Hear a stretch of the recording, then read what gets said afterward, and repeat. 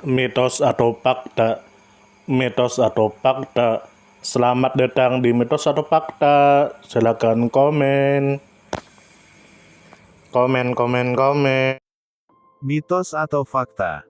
Kali ini kita akan membawakan sebuah cerita yang tersebar di tengah-tengah masyarakat. Yang mana silahkan Anda semua tebak apakah itu hanya mitos atau fakta yang pernah terjadi. Tentu kita semua tahu bahwa mitos itu adalah cerita yang dipercaya sebagai hasil imajinasi dan kebenarannya tidak dapat dibuktikan.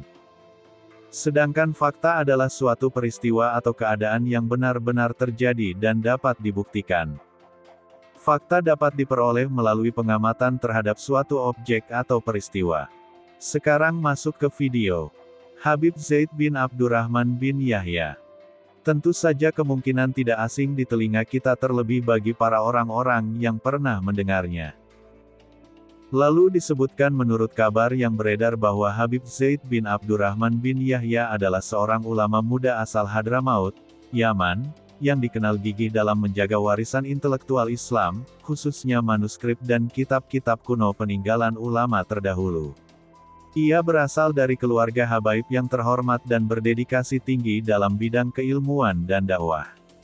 Salah satu kiprahnya yang menonjol adalah peran aktif beliau dalam upaya pelestarian kitab-kitab klasik di kawasan Hadramaut, terutama di masa sulit saat Yaman Selatan pernah berada di bawah rezim komunis.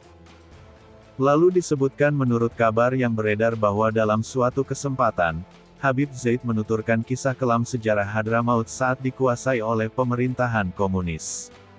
Ketika itu, banyak karya ulama besar, berupa manuskrip dan kitab-kitab berharga, dirampas dan dibakar. Kitab-kitab yang belum sempat dicetak habis dilenyapkan, menyebabkan hilangnya sebagian besar warisan keilmuan Islam dari kawasan tersebut.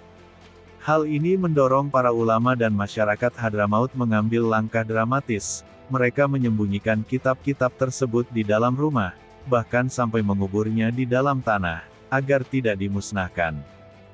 Lalu disebutkan menurut kabar yang beredar bahwa menjelang runtuhnya rezim komunis, mulai terjadi perubahan kebijakan. Pemerintah saat itu justru membangun perpustakaan dan mengklaim kitab-kitab warisan itu sebagai peninggalan leluhur yang layak dilestarikan. Namun, upaya ini datang terlambat. Dari sekian banyak kitab yang dahulu ada di Hadramaut, hanya sekitar 1/10-nya yang berhasil diselamatkan. Lalu disebutkan menurut kabar yang beredar bahwa masih banyak manuskrip tulisan tangan yang belum tercetak dan hanya tersimpan di rumah-rumah warga. Disinilah Habib Zaid dan rekan-rekan beliau memainkan peranan penting. Pada bulan Muharram 1423 Hijriah, April tahun 2002 Masehi, Habib Zaid mendirikan Markaz An-Nur, sebuah lembaga khusus yang bergerak dalam penyelamatan dan pelestarian manuskrip klasik Hadramaut. Hingga kini, Markaz An-Nur telah berhasil mengumpulkan dan menyelamatkan sekitar 6.000 naskah tulisan tangan, mencakup berbagai bidang keilmuan dari tasawuf, tafsir, fikih, sejarah, hingga kedokteran. Jumlah tersebut hampir setara dengan koleksi perpustakaan yang dibangun oleh rezim komunis dahulu, yang kini juga menyimpan sekitar 6.000 manuskrip. Selain itu, Hadramaut juga memiliki perpustakaan-perpustakaan lainnya, seperti perpustakaan Habib Idrus bin Umar al-Habsyi di Gerfah, yang memiliki koleksi sekitar 600 kitab, serta berbagai perpustakaan kecil lain dengan ratusan manuskrip. Menurut Habib Zaid, total naskah tulisan tangan di seluruh Yaman diperkirakan mencapai sekitar 100.000 judul. Karena itu, misi Markaz An-Nur adalah menginventarisasi, menyelamatkan, dan menerbitkan manuskrip-manuskrip ini agar tidak punah dan dapat dimanfaatkan oleh generasi ke depan. Sebagian manuskrip yang telah dikumpulkan ada yang dalam kondisi rusak atau tidak lengkap, sehingga proses penerbitannya harus melalui tahapan pelengkapan dan validasi isi. Lalu disebutkan menurut kabar yang beredar bahwa Habib Zaid juga menekankan pentingnya media sebagai sarana dakwah modern. Ia mencontohkan majalah Al-Kisah sebagai bagian dari metode dakwah baru yang sangat bermanfaat. Menurut beliau, kehadiran majalah seperti Al-Kisah membuka pintu dakwah yang luas, sebab tidak semua orang bisa hadir dalam majelis ilmu atau memahami ceramah secara langsung. Melalui media cetak, pesan-pesan dakwah bisa disampaikan kapanpun dan dimanapun. Lalu disebutkan menurut kabar yang beredar bahwa Habib Zaid berharap, majalah seperti Al-Kisah dapat pula hadir dalam versi bahasa Arab, agar masyarakat di negara-negara Arab juga dapat mengakses isinya.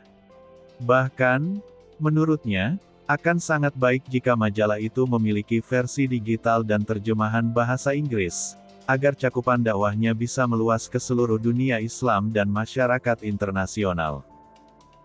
Lalu disebutkan menurut kabar yang beredar bahwa perjuangan Habib Zaid tidak hanya menyentuh aspek intelektual dan kultural, tetapi juga disertai kisah-kisah yang sulit dijelaskan secara rasional biasa, kejadian-kejadian yang hanya bisa dipahami oleh mereka yang terbuka mata hatinya. Salah satu kisah yang sering diceritakan oleh murid-murid dan para pencinta ilmu adalah bagaimana Habib Zaid menemukan manuskrip kuno yang seolah menyembunyikan diri dari kehancuran. Dalam sebuah penggalian kecil di halaman belakang rumah seorang warga tua di Tarim, Hadramaut, ditemukan peti kayu berisi puluhan manuskrip tua yang masih utuh, padahal tempat itu sebelumnya terkena banjir dan reruntuhan bangunan. Anehnya, tidak satu pun lembar kitab itu rusak oleh air atau lumpur. Peti itu tidak terlihat sebelumnya meski telah beberapa kali digali oleh pihak lain. Peristiwa ini dianggap sebagai karomah keajaiban kecil, dan tanda bahwa kitab-kitab tersebut dijaga oleh kekuatan tak kasat mata, sebagaimana diyakini sebagian kalangan sufi. Kejadian lain yang menggetarkan hati adalah ketika Habib Zaid bermimpi didatangi oleh seorang ulama besar dari masa silam, yang memperlihatkan lokasi di mana kitab-kitabnya dikubur secara rahasia sebelum penjajahan komunis. Dalam mimpi itu, ulama tersebut menunjukkan ciri-ciri bangunan dan lokasi yang ternyata memang benar-benar ada ketika ditelusuri keesokan harinya. Dari tempat itu kemudian ditemukan beberapa manuskrip penting yang sebelumnya dianggap telah musnah. Kejadian ini menjadi buah bibir dan diceritakan secara turun-temurun di kalangan pencinta ilmu di Hadramaut. Ada pula laporan dari para santri bahwa setiap kali proses pemindahan manuskrip langka dilakukan oleh Markaz An-Nur ke tempat penyimpanan yang lebih aman, sering terdengar aroma harum tak biasa yang menyebar di sekitar ruangan, mirip bau kasturi atau minyak gaharu berkualitas tinggi.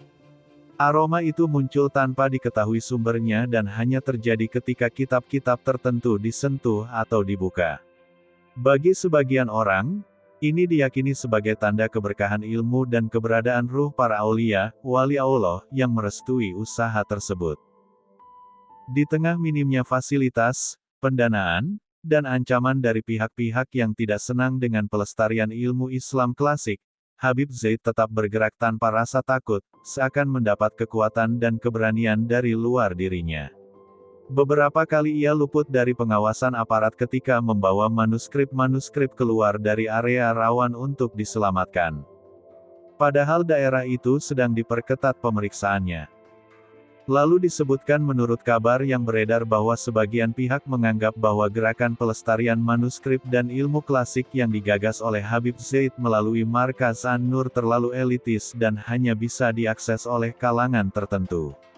Mereka menilai bahwa pembatasan akses terhadap sebagian besar manuskrip yang belum dicetak menimbulkan kesan eksklusivitas, sehingga manfaatnya tidak benar-benar dirasakan oleh masyarakat umum, terutama generasi muda yang lebih akrab dengan pendekatan digital dan kontemporer.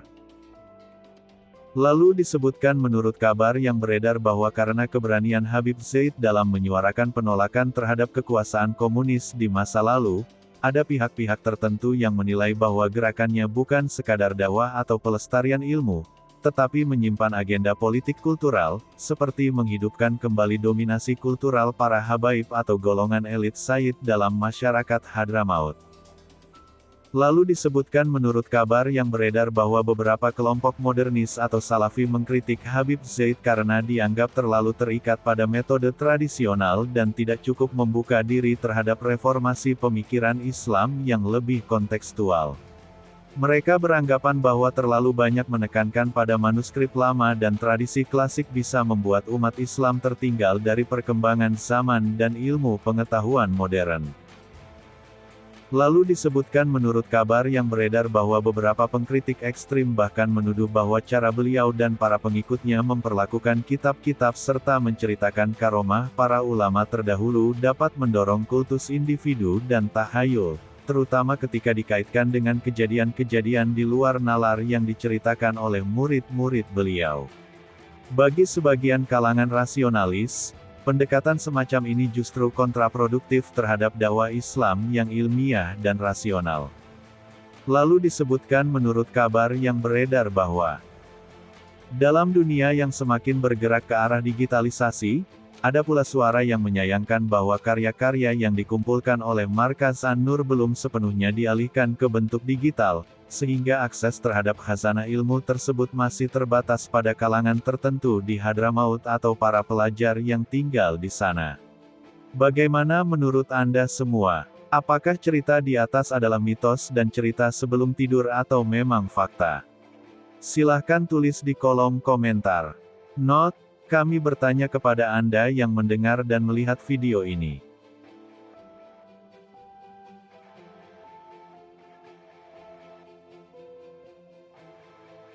Tidur, tidur, tidur, tidur. Ayo kita tidur. Bagaimana menurut Anda semua? Apakah itu mitos atau fakta? Jika mitos, silakan tulis di kolom komentar. Dan jika fakta, silakan tulis di kolom komentar. Karena kita tahu bahwasanya mitos itu adalah cerita yang dipercaya sebagai hasil imajinasi dan kebenarannya tidak dapat dibuktikan. Sedangkan fakta adalah suatu peristiwa atau keadaan yang benar-benar terjadi dan dapat dibuktikan. Nah, jadi bagaimana menurut Anda semua? Apakah ini mitos atau fakta? Silakan tulis di kolom komentar.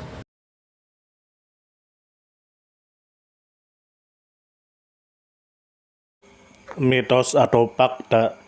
Mitos atau fakta? Selamat datang di Mitos atau Fakta. Silakan komen. Komen.